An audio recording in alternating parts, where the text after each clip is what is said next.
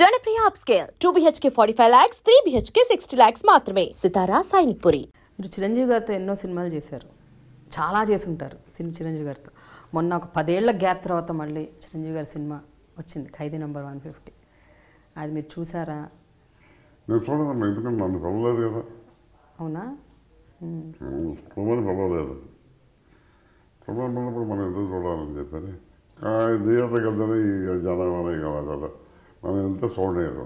అంతే మన వెంకట చూసి గీళ్ళకి ఆకలి అది ఇక మన డైలాగ్ మనం తిప్పుతూ ఉంటారండి. రోజులు చెప్పడం ఇది ఎక్కువ అయిపోతుంది, కానీ రియల్గా అప్రిషియేట్ చేయలేదు మానేశారు.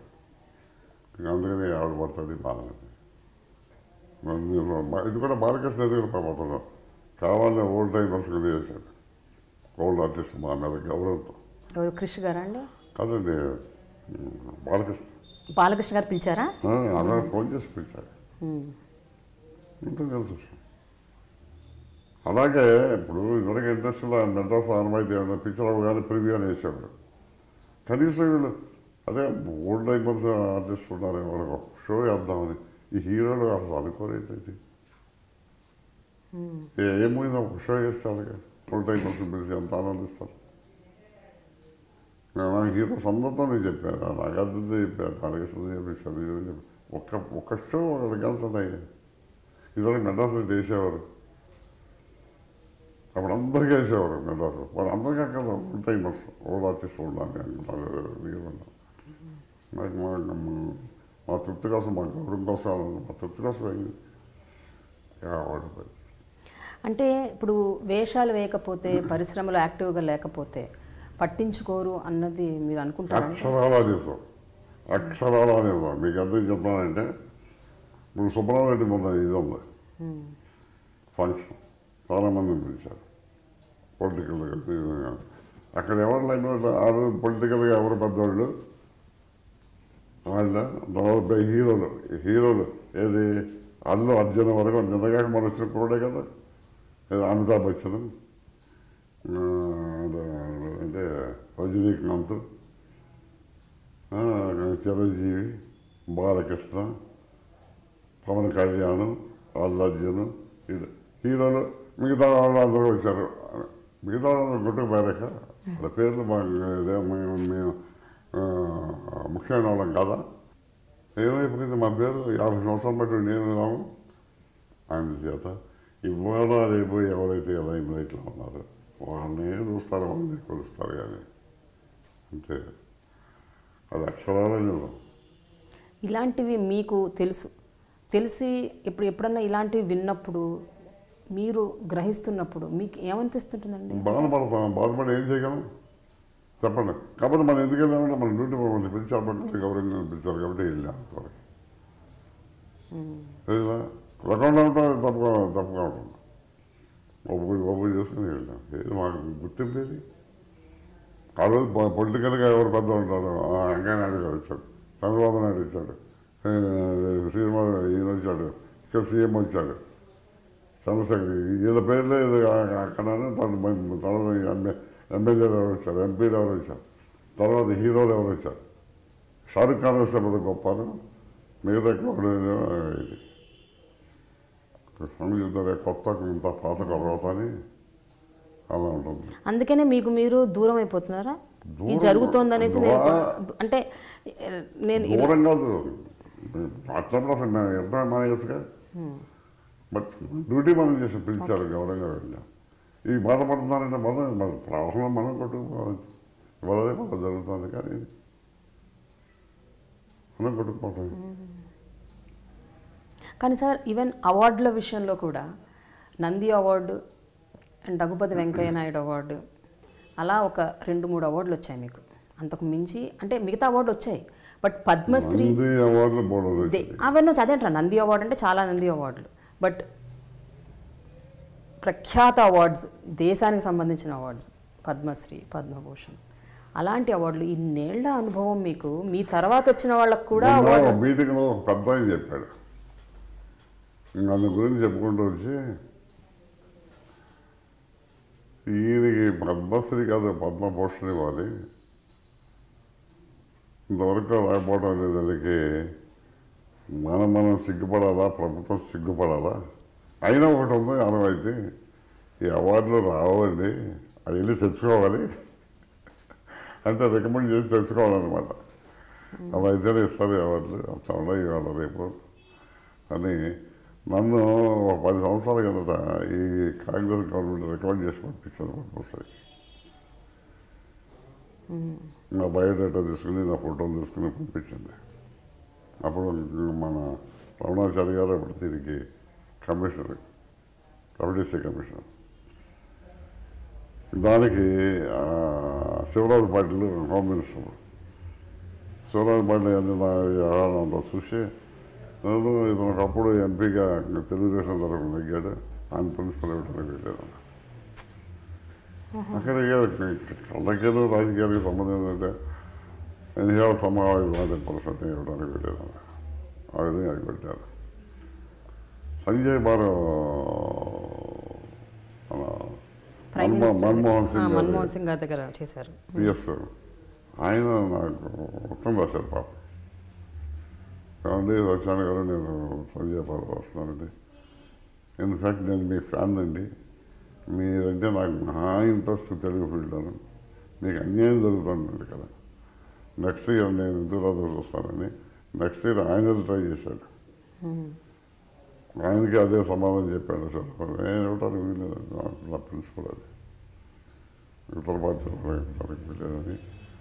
దీనికి రాజకీయాలకి దీనికి సంబంధం ఏంటండి? కానీ అది తప్పు కదండి. వివిధ రాజకీయ పార్టీల్లో ఉన్న వాళ్ళు ఎంతోమందికి వచ్చాయి, పద్మ అవార్డులు వచ్చాయి. అందువల్ల ఇప్పుడు మా చంద్రశేఖర్ ఎలా వచ్చింది, అదే అంటున్నాను, వచ్చాయి. మోహన్ బాబుకి ఎలా వచ్చింది, మరి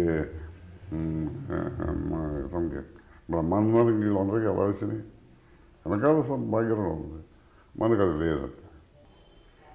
ఇంకా పొలిటీషియన్స్ లేదా ఫండ్స్ ఏదో ఆ సెంట్రల్ వాళ్ళు ఏదో సమ్ హెల్ప్ ఉంది వాళ్ళకి, నాకు ఆ హెల్ప్ లేదు. ఏదో ఒకటి అనుకున్నాను. వీటన్నిటికంటే హయ్యెస్ట్ అవార్డు ప్రజల హృదయాల్లో చెరగలుస్తాను. అంతకంటే మించిన వాళ్ళే ఉంది, అంతకంటే మించిన వాళ్ళు. ఇది అంటే 3-4 కాలాలుగా పెట్టుకుంటాం. పద్మశ్రీ వచ్చింది, నాలో మర్చిపోతాం. ఇది చెప్పండి మరి. కరెక్ట్. సేవలు రాకపోయినా కూడా నాకు బాధ లేదు. అసలు రాకుండా ఉంటే మనకు కొత్త పబ్లిసిటీగా ఉంది. కాబట్టి మీ సంగతి మీకు రాదు, అందరూ అడుగుతాం, వస్తే అడిగేవారు కదా ఎవరన్నా. అలా అడిగినప్పుడు ఎట్లా అనిపిస్తుంది మీకు? అందుకనే బాగా నిజంగా రాకపోతే బాగుంది అనిపిస్తుంది నాకు. అందుకు అడుగుతాను, ఈ విధంగా పబ్లిసిటీ పడుతుంది మనకి. ఇప్పుడు 2 ప్రభుత్వాలు చూస్తున్నారు, రాష్ట్రాలు విడిపోయిన తర్వాత. మీరు గతంలో రాజకీయాల్లో ఉన్నారు కాబట్టి, రాజకీయ పార్టీ నేను ఇప్పుడు రాజకీయంలో లేనండి. ఇప్పుడు లేరు, బట్ ప్రభుత్వాలు 2 మీరు చూస్తారు కదా, ఎలా అనిపిస్తుంది ప్రభుత్వాలు, ఈ 2 ప్రభుత్వాలు మీకు? అంటే తెలంగాణ ప్రభుత్వం వాటి కీర్కి అబ్జర్వ్ చేయాల్సిన అవసరం మనకి ఏమొచ్చింది చెప్పాలి. నేను అసలు పట్టించుకున్నాను. యాజ్ అ నార్మల్ సిటిజన్గా కూడా మీరు ఏమి ఒపీనియన్స్ చెప్పరు? పట్టించుకున్నాను. పాలిటిక్స్ ఫ్యామిలీ చూసానంటే ముందు స్పోర్ట్స్ కాలం చూస్తాను. స్పోర్ట్స్ కాలం మీకు ఇష్టం స్పోర్ట్స్? నేను కాలేజీలో నేను వాలీబాల్, క్రికెట్ ప్లేయర్ని, హై జంప్ 3rd ప్లేస్ కాలేజీలో. అదే స్పోర్ట్స్ వల్ల అండి వేరే కదా. ఓకే. అవార్డులు రివార్డులు వచ్చాయండి అప్పట్లో కాలేజీలో? 2 years బెస్ట్ యాక్టర్ నేను కాలేజీలో 1954 and 55. ఒక సంవత్సరం అయితే దగ్గర 7 కప్పులు వచ్చినాయి నాకు. అప్పుడు యాక్టివిటీస్ అయిపోయాయి. జనరల్గా మీరు బిగినింగ్ ఇంటర్వ్యూ స్టార్ట్ చేసినప్పుడు ఒకటి చెప్పారు, ఏది ప్లాన్ చేయలేదు, సినిమాలకు రావాలని ఉండే కానీ అది కూడా వచ్చాను, ఏదో అలా జరిగిపోయింది, అలా పాత్రలు వచ్చాయి, వచ్చిన తర్వాత మాత్రం సీరియస్గా తీసుకొని అన్నీ చేశారు. ఇప్పుడు ఏంటండి, ఇప్పుడు మీ మానసిక స్థితి? Very happy. What is it that you want to do? అంటే ఇంకేమైనా చెయ్యాలి, ఇంకేమైనా ఉందా? అందుకని నేను ఎప్పుడు ప్లాన్ వేసుకుంటానంటే దాని మీద వెళ్ళే దృష్టిలో అయితే ప్లాన్ వేసుకోవాలి. ఇప్పుడు నాకు వెళ్ళాలి ఏం లేదు, ఎందుకంటే వయసు ఒకటి అవుతా, ఇప్పుడు ఎన్ని ఇవ్వలేం కదా, ఓపిక ఉండదు కదా, అంచేత తృప్తి ఆనందం, పేరు ప్రఖ్యాతలు వచ్చినాయి, మన సంబంధం, పిల్లలు హ్యాపీ. ఎందుకంటే మనకు కావాల్సిందే ఉందండి.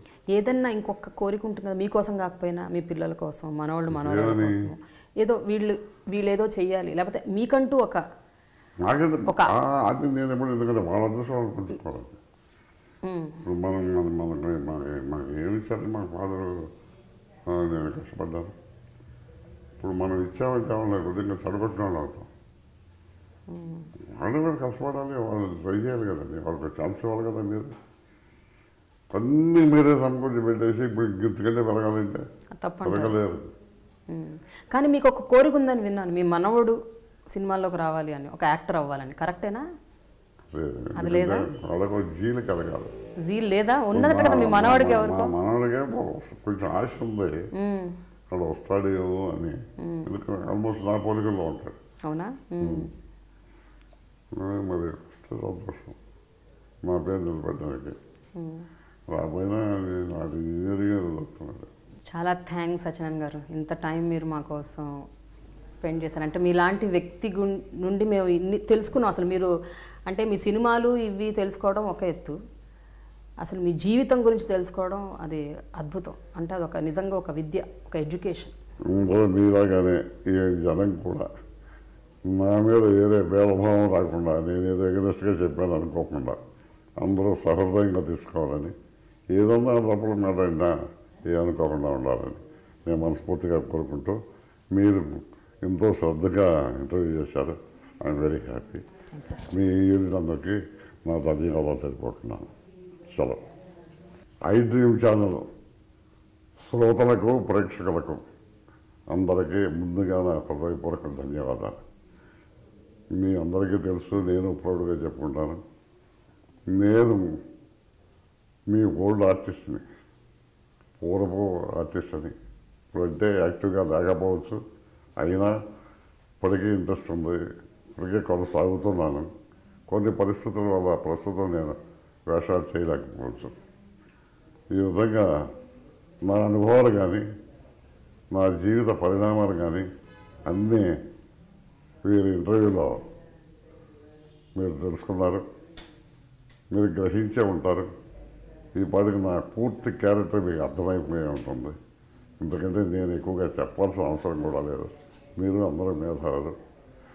నా ఈ సంభాషణలో మంచింటే గ్రహించండి, చెడు ఉంటే దాన్ని విసర్జించండి, సహృదయంగా తీసుకోండి అని మిమ్మల్ని ప్రార్థిస్తున్నాను. సెలవు.